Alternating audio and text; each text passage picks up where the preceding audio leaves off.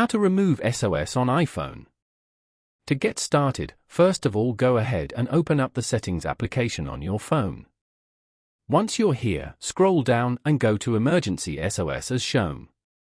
Once you're on this page, you can turn features like Call with Hold, Call with 3 presses, and Call quietly, on or off, manage your emergency contacts through the Health app, and even try a demo of the Emergency SOS feature.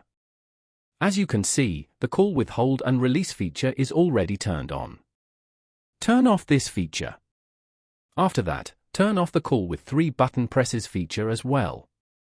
And then, scroll down to the Crash Detection section and turn off the Call after Severe Crash feature. Tap on Turn Off to confirm. Turning this off will prevent your iPhone from automatically connecting you with emergency services after a severe car crash is detected. Following these steps, you can easily remove SOS on iPhone.